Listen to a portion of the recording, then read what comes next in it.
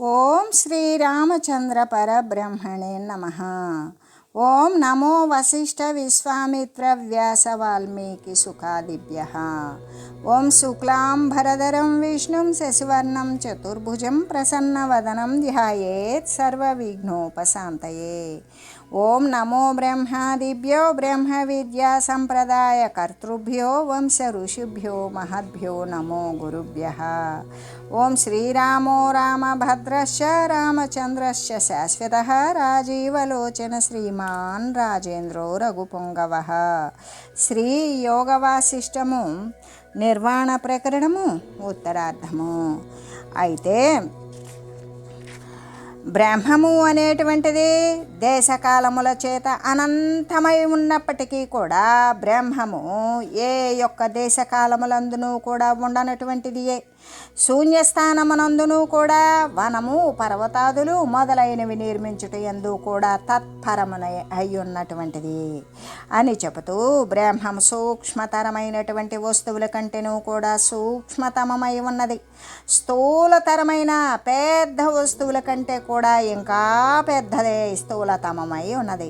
గురుతర వస్తువుల కంటే బరువైన భారమైన వస్తువుల కంటే ఇంకా భారతమమై గురుతమమై ఉన్నది. శ్రేష్ఠ వస్తువుల కంటే కూడా అతి శ్రేష్టమై వెలయుచూ ఉన్నది బ్రహ్మము. కర్తృ కర్మ కరణారహితమై కారణవర్జితమై అకారకమై అంతఃశూన్యమై ఉన్నప్పటికీ కూడా బ్రహ్మము చిరకాలము కూడా ఈ కర్తృ కర్మాదులు చేత నిండిపోయి ఉన్నట్లుగానే తోస్తూ ఉన్నది. జగాలు అనేటువంటి రత్నాల యొక్క పేటికయే అయి ఉన్నప్పటికీ బ్రహ్మము అరణ్యములాగానే నిత్యము కూడా శూన్యమయ్యు అనంతకోటి పర్వతాలలాగానే కఠినమై ఉన్నను ఆకాశలేశములాగానే కోమలమై ఉన్నది. ఇంకా కూడా బ్రహ్మము సర్వపదార్థరహితమే అయి ఉన్నప్పటికీ ప్రత్యేక వస్తుకాల రూపముగాను పురాతనమై ఉన్నప్పటికీ కూడా నూతనముగాను స్వప్రకాశ రూపమే అయి ఉన్నప్పటికీ కూడా అంధకారములాగానే ప్రకాశముతో నిండి వ్యాపించి ఉన్నప్పటికీ కూడా జగత్తు యొక్క తిరోభావము అనేటువంటి తమము చేత కూడి ఉన్న దానిలాగానే ప్రకాశిస్తూ ఉన్నది. అంటే సాక్షి రూపము చేత అంటే ప్రత్యక్షమై ఉన్నప్పటికీ కూడా బ్రహ్మము ఈ యొక్క నేత్రాల చేత దుర్లక్ష్యమై ఉన్నది. కంటి చేత కనబడేటువంటిది కానే కాదు. అంటే భౌతికమైనటువంటి ఇంద్రియాల చేత ఇది గోచరపడేటువంటిది కాదు. మరి పరోక్షమై ఉన్నప్పటికీ కూడా సాక్షి రూపము చేత సమ్ముఖమనే ఉన్నది. ఎందుకు? ఆ ఆత్మ చైతన్యం యొక్క సన్నిధానం లేకపోతే ఈ శరీరము జడప్రాయమే. కానీ శరీరము చేతనావంతమవుతున్నది అంటే లోపల ఉన్నటువంటి శుద్ధ చైతన్యం యొక్క సన్నిధానము ద్వారానే. అటువంటి సాక్షిత్వ స్వరూపంలో పరోక్షంగా ఉన్నదా అంటే ఎక్కడున్నది? ఎదురుగానే ఉన్నది. అంటే చిద్రూపమై ఉన్నప్పటికీ కూడా జడ జగద్రూపంలో భాషిస్తూ ఉన్నది. అంటే జడ రూపంలో జగద్రూపంలో కూడా భాషిస్తూ కనబడుతూ ఉన్నది. ఈ జడము జగత్తు మొదలైనటువంటి రూపాలలో భాషిస్తూ ఉన్నప్పటికీ కూడా శుద్ధ చిన్మాత్రమే అయి ఉన్నది అగుచూ ఉన్నది కదా. కాబట్టి అహంభావము రహితమైనప్పటికీ కూడా బ్రహ్మము ఎలా కనబడుతుంది? అహంభావంలాగానే కనబడుతూ ఉన్నది. ఆ విధంగా అహంభావ రూపమున కనబడుతూ ఉన్నప్పటికీ అది అహంభావ రహితమయ్యే ఉన్నది. ఇంకా కూడా అది ఇతరమైనటువంటి విషయ రూపాలలాగా కనబడుతూ ఉన్నప్పటికీ కూడా అది ఆత్మరూపమయ్యే ఉన్నది. ఆత్మరూపమై ఉన్నప్పటికీ కూడా ఇతరమైనటువంటి విషయ సదృశాల్లాగానే భాషిస్తూ ఉన్నది కదా. ఈ పూర్ణ చిద్రూప సముద్రమునందు ఈ ముల్లోకాలు స్వర్గమధ్య పాతాల లోకాలు అనేటువంటి ఈ యొక్క తరంగాలు అన్నీ కూడా దేని యందు? ఈ పూర్ణమైనటువంటి శుద్ధ చైతన్యము అనబడేటువంటి బ్రహ్మము అనబడే సముద్రమునందు ఈ ముల్లోకాలు అనేటువంటి తరంగాలు ద్రవత్వ రూప స్వభావము చేత కూడి స్ఫురిస్తూ ఉన్నవాని వలె వస్తూ పోతూ ఉన్నటువంటి చలనాదులు చేత రాకపోకలు కలిగి ఉన్నవి. అలా స్ఫురిస్తూ ఉన్నవానిలాగానే ఉన్నవి. మంచు గనక తన యందు తెలుపుదనాన్ని ధరించినట్లుగానే ఈ చైతన్యము కూడా తన యందు సృష్టిని ధరిస్తూ ఉన్నది. మంచు తెలుపుదనాన్ని ఎవరు తెచ్చిపెడుతూ ఉన్నారు? లేదు, అది స్వతసిద్ధం. అలాగే ఈ చైతన్యము కూడా తన యందు సృష్టిని ధరిస్తూ ఉన్నది. ఇంకా కూడా మంచు వలననే తెలుపుదనం కనబడినట్లుగా, అంటే ఆ మంచు లేకపోతే ఆ తెల్లగా శ్వేతమైనటువంటి శ్వేత రంగులో కనబడదు కదా, ధవల రంగులో కనబడదు కదా. అలాగే మరి ఆ మంచు వలననే తెలుపుదనం కనబడినట్లుగానే ఈ చైతన్యం వలననే సృష్టి అనేటువంటిది కనబడుతూ ఉన్నది. అంటే జలము తరంగాలను విస్తరింపజేసినట్లుగానే ఇప్పుడు తరంగాలు ఎక్కడ ఉత్పన్నమైనవి? నీటిలోనే. అంటే తరంగాలను విస్తరింపజేసేటువంటిది ఏమై ఉన్నది? జలమే. తరంగాలేంటి? అది కూడా జలమే. అలాగే ఈ దేశ కాల మొదలైనటువంటి అవయవరహితుడే అయినప్పటికీ కూడా ఒక ప్రదేశానికి, ఒక సమయానికి, ఒక అవయవానికి, ఒక అవయవము అంటే ఒక జగత్ సంబంధమైన ఆకారానికి కూడా అవి లేనటువంటి వాడైన ఈ చిద్రూపదేవుడు దినరాత్రి అంటే పగలు రాత్రితో కూడినటువంటి ఈ అసత్తైనటువంటి జగత్తును విస్తరింపజేయువానిలాగానే వెలయుచూ ఉన్నాడు. ఈ చిదాకాశము అనేటువంటి మహా అరణ్యమునందు పంచభూతాలు అనేటువంటి ఆకులతో కూడినటువంటి జగత్తులు అనే పురాతనమైనటువంటి పూపొదలు వికసిస్తూ ఉన్నవి. పూల తీగలు అలా వికసిస్తూ ఉన్నవి. ఈ చిద్రూపుడగు పరమాత్మ స్వప్రతిబింబమగు అంటే ఆ పరమాత్మ తన యొక్క ప్రతిబింబమైనటువంటి జీవుడు జగత్తు రూపంలో ఉన్నటువంటి ఇతరమైనటువంటి ఆకారాన్ని చూడాలి అనేటువంటి కోరిక చేత స్వయంగా మాలిన్యరహితమైనటువంటి నిర్మలమైనటువంటి అర్థం యొక్క అంటే దర్పణ రూపత్వాన్ని పొందుతూ ఉన్నాడు. అంటే అపరిచ్ఛిన్నమైనటువంటి బ్రహ్మ చైతన్యమునందు ఆకాశ వృక్ష ఫలాన్ని పోలినట్లుగానే, ఎలాగా అక్కడ పరిచ్ఛిన్నమైనటువంటిది కాదు బ్రహ్మ చైతన్యం, అక్కడ ఖండత్వము లేదు. అపరిచ్ఛిన్నమైన సర్వవ్యాపకమైనటువంటి బ్రహ్మ చైతన్యమునందు ఆకాశ వృక్ష ఫలాన్ని పోలినటువంటి, ఆకాశంలో వృక్షం ఉంటుందా? ఆకాశ వృక్షము అనేటువంటిది ఉండనే ఉండదు.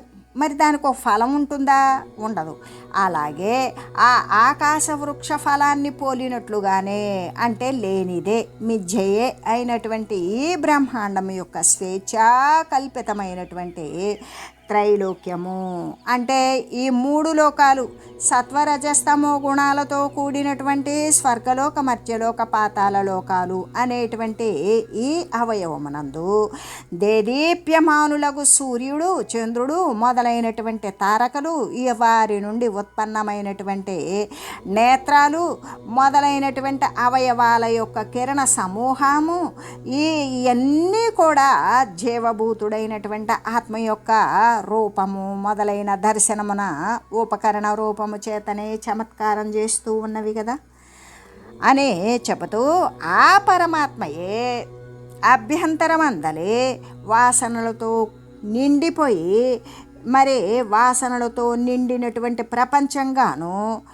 ఆ విధంగా బాహ్యమనందలైతే భువన రూపణ ప్రపంచంగాను, ఏ విధంగా అభ్యంతరమందలి ఎవరికైతే అంతర్గతంగా వాసనలతో నిండిపోయి ఉంటుందో ఆ నిండిపోయినటువంటి ప్రపంచంగాను, బాహ్యమనందలి భువన రూప ప్రపంచంగాను, బయట చూద్దామా అనేక భువనాదులు, ఏది ఈ 7 భువనాలు బ్రహ్మాండాలు ఈ ప్రపంచంగాను, స్వప్నంలో ఉన్నటువంటి వివిధ రూపాలుగాను, సుషుప్తిలో ఉన్నటువంటి ఏకమైన అవిద్యారూపముగాను అంటే ఏమీ తెలియబడినటువంటి ఆ జ్ఞానస్థితి రూపంగాను, ఆవిర్భావ తిరోభావ రూప భావనతోటి స్వయముగానే అంతరమునందు బాహ్యమునందు కూడా పరమాత్మయే ప్రకాశిస్తూ ఉన్నాడు.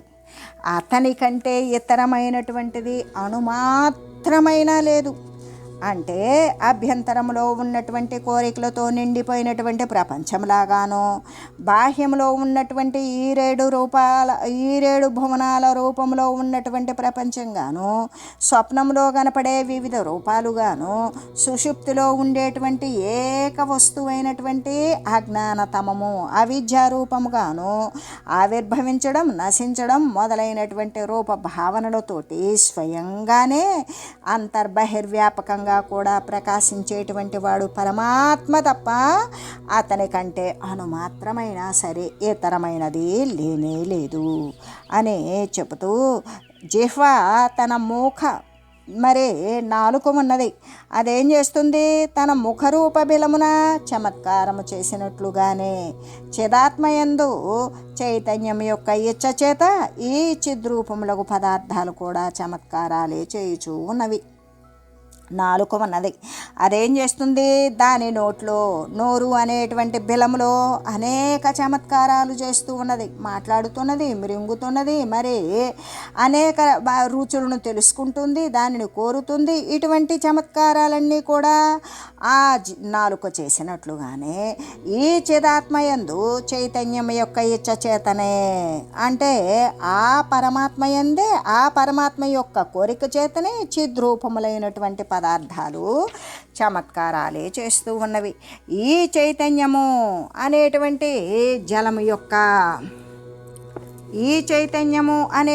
జలము యొక్క సంవిత్తే, అంటే ఆ జ్ఞానమే స్వాదముగా కలిగి అనుభవింపబడినట్టి రూపము, రసము మొదలైనటువంటి అంగములుగా భాగాలుగా కలిగినది లోకాలను ఆవర్తాలతోటి కూడినట్టి ద్రవత్వమే జగత్తు అని చెప్పబడుచూ ఉన్నది. ఈ చైతన్యము అనేటువంటి ఈ చైతన్యం యొక్క జ్ఞానము ఏ స్వాదముగా రుచి కలిగించి అనుభవింపబడేటువంటి జ్ఞానము అనేది ఆ నాలుకకు లేకపోతే అది అటువంటి చమత్కారాలు చేయగలుగుతుందా? నోటి నుండి వెలువడినటువంటి నాలుక అనేక చమత్కారాలు ఏ విధంగా రసాన్ని ఉత్పన్నం చేస్తుంది, మాట్లాడుతుంది, మరి రుచులను గురించి తెలియజేస్తుంది, కావాలని కోరుతుంది, రుచి ఉన్నదా లేదా తెలియజేస్తుంది. ఇటువంటి రూపముతో అనేక రూప రసాదులు, అనేక భాగాలు కలిగినటువంటిది లోకములు అనేటువంటి సుడిగుండాలతో కూడినటువంటి ద్రవత్వమే కదా ఈ యొక్క జగత్తు అని చెప్పబడుతూ ఉన్నది అని చెబుతూ, సూర్యుడు, చంద్రుడు మొదలైనటువంటి సమస్త ప్రకాశాల యొక్క రూపము మొదలైన ఇత్యాది పదార్థాలు ఈ చిద్రూపమునందే ప్రకాశిస్తూ ఉన్నవి. ఎక్కడ అంటే ఆ చైతన్యమునందే ఇవన్నీ కూడా ప్రకాశిస్తూ ఉన్నవి. ఎవరు ఏం ప్రకాశిస్తున్నవి? సూర్యుడని, చంద్రుడని, భువనాలని, తారకలని, సమస్త ప్రకాశాల యొక్క రూపము ఇత్యాది పదార్థాలన్నీ కూడా ఏ వస్తువులు చిత్ర విచిత్రంగా అనేక విభిన్నమైన రూపాల పదార్థాలు అన్నీ కూడా ఎక్కడ ప్రకాశిస్తూ ఉన్నవి అంటే ఈ చిద్రూపమందే కనబడుతూ ఉన్నవి. ఇంకా కూడా సుషుప్తి ప్రళయాలయందు దాని అందే లయిస్తూ ఉన్నవి. అది ప్రళయమునందు ఏమీ లేకుండా పోతుంది అని చెప్తాం. కానీ ప్రతి ఒక్కరి అనుభవం అయితే సుషుప్తి అంటే గాఢ నిద్ర. ఆ గాఢ నిద్రలో ఏమీ తెలియబడినటువంటి స్థితిని ప్రతి ఒక్కరము అనుభవిస్తాం. అటువంటప్పుడు ఇక్కడ ఏ పదార్థాలైతే దృశ్యమాన జగత్తులో దేహముతో రూపముతో కూడుకొని అనేక విషయాలు ఆలోచన చేస్తూ, క్రియలు చేస్తూ, అనుభవిస్తూ ఉన్నటువంటి విషయాలన్నీ కూడా ఆ సుషుప్తిలో ఏమైపోయినాయి అంటే వానికి అక్కడ విషయ సంబంధం లేదు, చివరికి దేహ సంబంధం లేదు, కాల సంబంధం లేదు, మరి ప్రదేశ సంబంధం లేదు, ఏ సంబంధం లేకుండా ఏమీ తెలియబడినటువంటి పరిస్థితిలో అది ఉన్నప్పుడు అది ఆ ప్రళయంలో మరి ఆ చిద్రూపమందే అది లీనమైనట్లే కదా. అటువంటిది ప్రతి ఒక్కరికి కూడా విచారించి చూసుకుంటే ప్రళయంలో ఏమీ లేకుండా ఎలా పోతుందో, ఏమీ తెలియబడకుండా సర్వము కూడా బ్రహ్మమునందు లీనమైనట్లుగా, అలాగే ప్రతి ఒక్కరికి గాఢమైనటువంటి నిద్రలో కూడా అటువంటి స్థితినే కలుగుతుంది. అని చెబుతూ, అంతేకాదు ఈ యొక్క సూర్యుడు మొదలైనటువంటి తేజము నుండి కూడా ప్రభామండలము అంటే ప్రకాశమండలము, ప్రకాశించేటువంటిది ఉదయిస్తూ ఉన్నట్లుగానే మరలా కూడా జాగ్రత్త స్వప్నాలయందు అవి దీని నుండే ఉదయిస్తూ ఉన్నవి. అంటే ఎప్పుడైతే ఈ సూర్యుడు మొదలైనటువంటి, సూర్యుడు అంటే తేజస్సు, మరి ఆ యొక్క ప్రకాశము, ఆ ప్రకాశము చేత మళ్ళీ ఏమవుతుంది, సూర్యోదయం అవగానే మళ్ళీ సర్వము కూడా చీకటి పోయి ఉదయించినట్లుగానే పగలంతా కూడా మళ్ళీ సూర్యకిరణాల చేత మొత్తం కూడా సర్వము ప్రకాశిస్తూ కనబడుతూ ఉన్నట్లుగానే మరలా కూడా ఈ జాగ్రత్త స్వప్నాలు కూడా దీని నుండి ఉదయిస్తూ ఉన్నవి అని చెబుతూ, మంచునందు తెలుపుదనంలాగానే మంచు ఏ విధంగా ఉంటుంది, గడ్డగట్టి ఉంటే తెల్లగా దూదిలా మెరుస్తూ ఉంటుంది. ఈ చిద్రూప పరమాత్మ బ్రహ్మమునందే జగత్తంతా కూడా ఉన్నది. ఎలాగా మంచునందు తెలుపుదనం ఎలా ఉన్నదో అలాగే ఈ చిద్రూప బ్రహ్మమునందే జగత్తంతా కూడా ఉన్నది. కాబట్టి అంటే జగత్తంతా ఏమై ఉన్నది, అప్పుడు బ్రహ్మమే అయి ఉన్నది. ఇంకా కూడా చంద్రుని నుండి కిరణాలు లాగానే ఈ బ్రహ్మము నుండి సమస్త పదార్థాలు కూడా వెలువడుతూ ఉన్నవి. చంద్రకిరణాలు శీతలములై భూమికి ప్రసరిస్తూ ఉన్నప్పుడు ప్రతి ఒక్కరికి కూడా హృదయ రసాస్పోదన అనేటువంటిది కలుగుతూ ఉంటుంది. ఆ హాయిని అనుభవించినట్లుగానే అది ఎక్కడి నుండి వచ్చింది, చంద్రుని కిరణాల ద్వారానే. ఆ కిరణాలు చంద్రుని నుండి వెలువడినట్లుగానే బ్రహ్మము నుండియే సమస్త పదార్థాలు కూడా వెలువడుచూ ఉన్నవి. ఎందుకు అంటే ఈ జగత్తంతా బ్రహ్మమే అయి ఉన్నది కదా. మంచునందు తెలుపుదనం ఎట్లా ఉన్నదో ఈ చిద్రూప బ్రహ్మమునందే జగత్తంతా ఉన్నది. కాబట్టి బ్రహ్మము నుండియే అంటే ఈ జగత్తంతా బ్రహ్మమే అయి ఉన్నది. బ్రహ్మము నుండియే సమస్త పదార్థాలు కూడా ఉత్పన్నమవుతూ ఉన్నవి. కాబట్టి ఓ రామచంద్ర, అవయవరహితమైనటువంటి ఈ చైతన్యము అంటే ఈ చైతన్యానికి అవయవాలు ఉన్నవా, ఆకారాలు ఉన్నవా, లేవు. ఆకారాలే అవయవాలే లేకపోతే ఆకారాలు ఎలా ఉంటాయి, ఉండవు. కాబట్టి అవయవాలే లేనటువంటి ఈ చైతన్యము అనేటువంటి రంగు చేత ఈ జగత్తు అనేటువంటి చిత్రము లిఖించబడింది. ఈ జగత్తు అనేటువంటి చిత్రం వేయబడింది. కాబట్టి ఈ జగత్తు అను నీవు జన్మము మొదలైనటువంటి వికారరహితము కాను. అంటే ఇక్కడ పుట్టామను, పెరిగామను, మరి నశిస్తామను అనేటువంటి ఈ జన్మ జరా మరణాలతో కూడినటువంటి వికారములు అనేవి లేనివే అయ్యున్నవి. అయితే ఎలా ఉన్నది జగత్తంతా, శాంతముగా చిన్మయముగా బ్రహ్మసత్తయే బ్రహ్మమే అయి ఉన్నటువంటిది. అవయవరహితమైనటువంటి చైతన్యాన్ని బ్రహ్మముగానే, చిన్మయముగానే, శాంతముగానే తెలియ. ఈ చిద్రూపము అనేటువంటి గొప్ప వనవృక్షము నుండియే అంటే ఆకాశము అనేటువంటి ముంగిలి యందు దృఢపడి నట్టి మరి ఈ చిద్రూపము అనేటువంటి గొప్ప వనవృక్షము నుండియే ఆకాశము అనేటువంటి ముంగిలి యందు దృఢపడినట్టివియు జగత్ సమూహాలు అనే పుష్పగుచ్చాల చేత శోభించేటువంటివి అయినా ఈ దృశ్య రూప శాఖలు అనేటువంటివి విస్తరిస్తూ ఉన్నవి.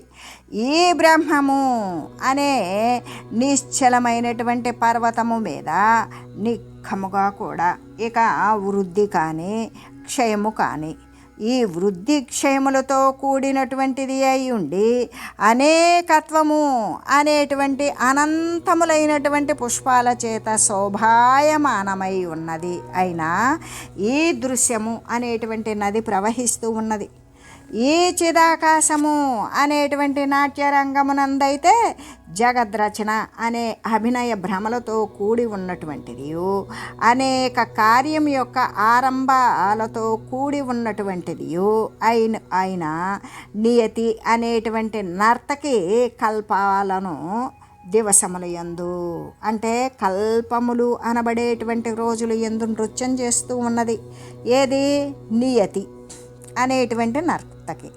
అంటే అనేక బ్రహ్మాండాల యొక్క ఉత్పత్తి ప్రళయాలే కనుతెరియుట కనుమూయుటలుగా కూడా కలిగి ఉన్నటువంటి కాలము అనేటువంటి బాలకుడు బ్రహ్మము అనేటువంటి మండపమునందు మరలా మరలా కూడా నాట్యం చేస్తూ మరి దానిని ఆ నాట్యాన్ని ఆపివేస్తూ మరలా కూడా వస్తూ పోతూ ఉన్నాడు అని చెబుతూ ఉద్యత్స్వపి జగత్స్వేష శాంతమేవావతిష్టతే అనిత్య ఏవ ముకురః ప్రతిబింబాస్యతేష్వివ. అనేక ప్రతిబింబాలు ఉదయించినప్పటికీ కూడా అర్థము వికారరహితముగా ఉండునట్లుగానే, అంటే అర్థములో అనేకానేకాలు ప్రతిబింబాలు ఉంటాయి. ఎన్ని వచ్చిపోయినా ఒక్కదానితో కూడా అది అంటదు. అంటలేదు కాబట్టే ఏ మార్పులకి లోను కాకుండా ఉంటూ ఉన్నది. అలాగే అనేక బ్రహ్మాండాలు ఉత్పన్నమైనప్పటికీ కూడా బ్రహ్మము వికారరహితంగానే ఏ మార్పుకి లోబడకుండానే ఉంటుంది. ఎందుకు? శాంతంగానే ఉంటుంది. ఎందుకు అంటే ఈ యొక్క అనేక రకాలైనటువంటి బ్రహ్మాండాలు ఉత్పన్నమైన వాటికి అంటనటువంటి బ్రహ్మము ఏ మార్పులు లేనిది శాంతముగానే ఉంటుంది.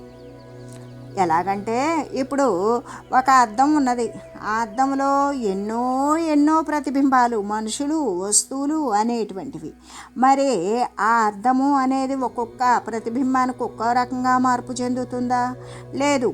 అలాగే బ్రహ్మాండాలన్నీ ఉత్పన్నమైనప్పటికీ కూడా బ్రహ్మము ఏ మార్పుకు లోను కాకుండా శాంతంగా ఉంటుంది అని చెబుతూ అనేకమైన ప్రతిబింబాలు తన యందు ఉదయిస్తూ ఉన్నప్పటికీ కూడా అద్దం ఏ మార్పు లేకుండా నిర్వికారంగా శాంతంగా ఉండునట్లుగానే బ్రహ్మము కూడా తన యందు అనేక జగత్తులు ఉదయిస్తూ ఉన్నప్పటికీ కూడా ఏ కోరికలు లేనిది ప్రశాంతంగా ఏ మార్పులకి లోను కాకుండా ప్రకాశిస్తూ ఉన్నది అని చెబుతూ ఈ స్థూల పంచభూతాలకు కారణం ఏమిటి అంటే స్థూల పంచభూతాలే సూక్ష్మ పంచభూతాలే అవుతాయి. ఈ స్థూల పంచభూతాలకు కారణమేంటి? సూక్ష్మ పంచభూతాలే అవుతాయి. ఈ చిన్మాత్రమైనటువంటి బ్రహ్మమే స్వయంగా కూడా కారణము లేనిదే అయినప్పటికీ కూడా భూతకాలము, భవిష్యత్ కాలము, వర్తమాన కాలము యొక్క సృష్టులు అన్నింటికీ కూడా కారణమైనటువంటి బీజమై ఎవరు ప్రకాశిస్తూ ఉన్నారు? చిన్మాత్రమైనటువంటి బ్రహ్మమే బీజమై ఒప్పుచూ ఉన్నది అని చెబుతూ ఈ బ్రహ్మం యొక్క విస్తరణమే జగత్తు. ఈ బ్రహ్మం యొక్క అంటే విస్తరణమే ఈ బ్రహ్మము అనేటువంటిది. దానినే ఈ బ్రహ్మం యొక్క విస్తరణమే జగత్తు. అటువంటి విస్తరణం యొక్క భావము లేకపోవడమే కదా ప్రళయము. కానీ యథార్థంగా కూడా ఈ రెండు స్థితుల యందు కూడా అది సమంగా తన యొక్క స్వరూపమునందే స్థితిని పొందుచూ ఉన్నది, స్థితి పొంది ఉన్నది అని చెబుతూ ఓ రామచంద్ర, వాయువు యొక్క చలనాలు వాయు రూపమే అయినట్లుగా ఈ సృష్టి ప్రళయము, జననము, మరణము, హాని, లాభము మొదలైనటువంటి దశలు ఏవైతే ఉన్నవో ఆ దశలతో కూడుకొని చిదాకాశమున ఉత్పన్నమయ్యేటువంటి ఈ అనేక మహాబ్రహ్మాండాలన్నీ కూడా అపరిచ్ఛిన్నమై ఆ చిదాకాశము యొక్క రూపాలే అయి ఆ రూపాలే అగుతూ ఉన్నాయి అని నీవు తెలిసి శాంతుడివై ఉండు అని చెబుతూ ప్రపంచాత్మా వస్త్వకంఠ్యైక దృష్టయే సత్యానృతో భయాభాసం బ్రహ్మరూపం ప్రపంచ్యతే. అంటే ప్రపంచముతో కూడినటువంటిది, ప్రపంచము లేనటువంటిది అయినా ఉన్నటువంటి బ్రహ్మతత్వం యొక్క అఖండైక్య దృష్టి కోసం సత్యంగాను అసత్యంగాను ఈ యొక్క రెండు రూపాలతోటి కూడా ఆభాసమానమైనటువంటి బ్రహ్మం యొక్క స్వరూపము ఎచ్చట వర్ణించి తెలియజేశారు అని చెబుతూ ఈ నిర్వాణ ప్రకరణమున ఉత్తరార్ధమున పరబ్రహ్మ స్వరూపం స్వరూపము అనేటువంటి దానిని వర్ణించి ఇంకా కూడా శ్రీ వశిష్ఠ గురుదేవులు ఇలా చెప్తూ ఉన్నారు. కుర్వంత్యధానద్ద ఆవర్త ఇవ వారిని ఏక స్వభావాః సకలా యథా వారి తరంగకాః. ఓ రామచంద్ర, జలమందు ఆవర్తములాగానే అంటే జలమందు వచ్చినటువంటి సుడిగుండములాగానే సమస్త పదార్థాలు కూడా ప్రథమమున చమత్కారాలే చేస్తూ ఉన్నవి. ఇంకా కోరికను కలగజేయడం ద్వారా చిత్తాన్ని భ్రమింపజేస్తూ ఉన్నవి. ఆ తర్వాత రాగము, ద్వేషము, నరకము మొదలైనటువంటి రూపాలతో ఉన్నటువంటి అనర్థాలుగానే, నష్టాలుగానే, ప్రమాదాలుగానే మార్పును చెందుతూ ఉన్నవి. కానీ జలమందు తరంగాలులాగానే, అదే నీటిలో ఉన్నటువంటి అలలలాగానే అవి అన్నీ కూడా యథార్థముగా ఏకమై ఉన్నటువంటి బ్రహ్మస్వభావమే కలిగి ఉన్నవి కదా అని చెబుతూ, ఎలాగంటే జలమందు ఆవర్తనాలులాగానే నీళ్లలో పుట్టినటువంటి సుడిగుండాల చేత సమస్త పదార్థాలు కూడా మొట్టమొదట ప్రమాదాలను అంటే చమత్కారాలే చేస్తూ ఉన్నాయి. అంటే ఏంటి? కోరికను కలుగు చేయడం ద్వారా చిత్తాన్ని భ్రమింపజేస్తూ ఉన్నవి కదా. ఆ తర్వాత ఏమవుతుంది? ఆ చిత్తము భ్రమించిన తరువాత కోరికలు మిక్కుటమైనప్పుడు ఆ కోరిక ప్రకారము ఇది కావలసినదని, ఇది అవసరం లేదని, దీనివల్ల మరి ఇబ్బందులను పడడం మొదలైనటువంటి రూపాలైనటువంటి ఎన్నో ప్రమాదాలుగా అవి మార్పును చెందుతూ ఉన్నవి. కానీ ఎలాగంటే జలమందు తరంగంలాగానే, నీటిలో వచ్చినటువంటి అలలలాగానే అవి అన్నీ కూడా ఏవి? ఇప్పుడు కోరికను కలగజేయడం ద్వారా చిత్తాన్ని భ్రమింపజేసినటువంటి రాగద్వేష నరక మొదలైనటువంటి రూపాలలో అనర్థాలుగా మార్పు చెందినటువంటివి ఏవైతే ఉన్నావో అవన్నీ కూడా యథార్థమైనటువంటి ఏకమైనటువంటి బ్రహ్మస్వభావమే కలిగి ఉన్నవి. ఎందుకు అంటే నీటిలో ఆవర్తాదులు, నీటిలో తరంగాలు నీటి కంటే వేరైనటువంటివి కావు. అలాగనే ఇక్కడ వానికి కలిగినటువంటి రాగద్వేష నరకము మొదలైన రూపాలతో ప్రమాదాలుగా మార్పులు చెందుతూ ఉన్నటువంటిది ఇదంతా కూడా ఆ బ్రహ్మస్వభావం కంటే ఇది వేరైనటువంటిది కాదు. ఎందుకు అంటే ఇక్కడ జగత్తు అనేటువంటి మరో పదార్థము లేదు. సర్వ పదార్థాల యందు కూడా వ్యాపించి ఉన్నటువంటిది. కానీ వాని యొక్క నామము రూపాల కంటే కూడా వేరై ఉన్నది. కేవలము జ్ఞేయమా అంటే సన్మాత్ర రూపమై, చిదాకాశ స్వరూపమై, సమాధి రూపమగు ఉపశమనము చేత ఆశ్రయింపదగినది అయినటువంటి ఏకమగు సత్త ఏదైతే ఉన్నదో ఆ సత్తయే ఈ సమస్త విశ్వానికి కూడా కలిగి ఉన్నది అనే చెబుతూ, బాలచింతా పురో వ్యోమ్నివా వ్యోమ్ని నకించిదపి మే యథా తదేదం తత్వతో విశ్వం సత్యం తు శిశుచేతసి. బాలుని యొక్క చింతనము చేతనే బాలుడు కల్పించుకున్నటువంటి పిశాచము మొదలైనటువంటి రూపాల చేత ప్రౌఢుని దృష్టి యందు అంటే ఒకంత బాల వయసు నుండి కూడా కొంచెం తెలివి వచ్చినటువంటి వాని దృష్టి యందైతే అవేవీ లేనట్లుగానే ఉంటాయి. కానీ పిల్లవాడు వాడు కల్పించుకున్నటువంటి రూపానికి వాడు భయపడి ఏడుస్తూ ఉంటాడు. అలాగే ఈ చిదాకాశమున కల్పింపబడినటువంటి ఈ జగత్తు కూడా నా యొక్క దృష్టి యందు ఏమీ లేనిదియే అయి ఉన్నది. అంటే విఘ్నుల దృష్టిలో అది ఈ జగత్తు చిదాకాశమున కల్పించబడినటువంటి ఈ జగత్తు మరి విఘ్నుల దృష్టి యందు ఏమీ లేనిదియే అయి ఉన్నది. అగ్నుల చిత్తానికి మాత్రమే ఇది సత్యంగా తోస్తూ ఉంటుంది. ఎలాగా అంటే బాలుడు కల్పించుకున్న పిశాచాది రూపము వానికి సత్యం. అంతకంటే కొంచెం పెద్దగా ఉన్నటువంటి వాడికి ఏమాత్రము కూడా అసలు ఆలోచనే ఉండదు. అలాగనే అజ్ఞాని చేత కల్పించబడినటువంటిది, వానికి మాత్రమే ఈ జగత్తు సత్యంగా ఉంటుంది. కానీ చిదాకాశమున కల్పించబడినటువంటి ఈ జగత్తు నాలాంటి వారు అంటే విఘ్నుల యొక్క దృష్టి యందు ఏమీ కూడా లేనిది అయి ఉన్నది అని తెలియజేస్తూ, ఓం మంగళం శ్రీ గురుదేవాయ మహనీయ గుణాత్మనే సర్వలోక శరణ్యాయ సాధురూపాయ మంగళం. ఓం మంగళం కోసలేంద్రాయ రామాయ రామభద్రాయ చక్రవర్తి తనూజాయ సార్వభౌమాయ జానకీ వల్లభాయ శ్రీరామచంద్రాయ మంగళం. ఓం తత్సత్.